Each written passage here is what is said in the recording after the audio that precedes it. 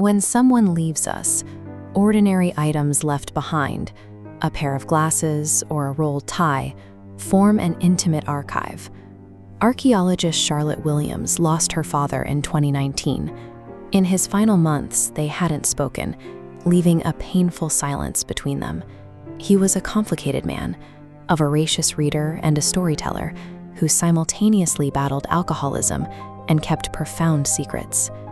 When the family decided to sell the grand house he loved, time began running out. Charlotte had a rapidly closing window to decode the physical evidence of a man she loved but didn't entirely understand. Rather than simply packing his office into boxes, she decided to treat the study as a formal archaeological site slated for destruction. Archaeologists begin by defining their scope of study, drawing a rigorous blueprint of the space.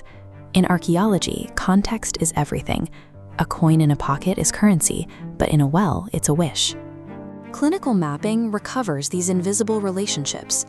The resulting site plan organizes the office into a structured grid of human complexity, providing a map for a systematic investigation of the life lived within it. A core principle of this work is stratigraphy.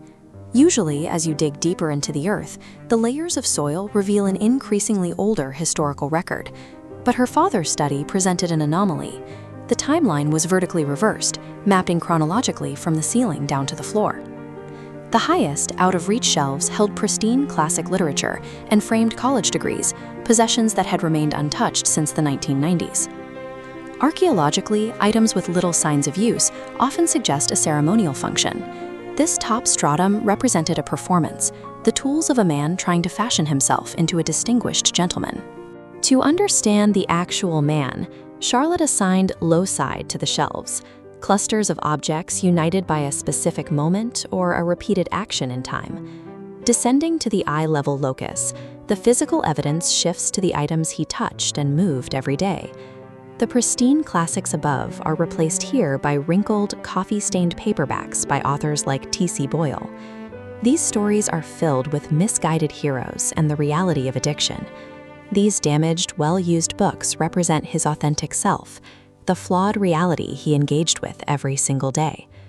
The final descent leads to the room's lowest, darkest physical spaces, the bottom shelves and the recessed corners of the desk.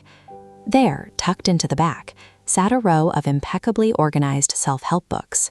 Their presence acknowledged the gravity of his illness, while their obscure placement proved a deep discomfort. In the very far back of a desk drawer, Charlotte found the deepest artifact, plastic Alcoholics Anonymous sobriety tokens.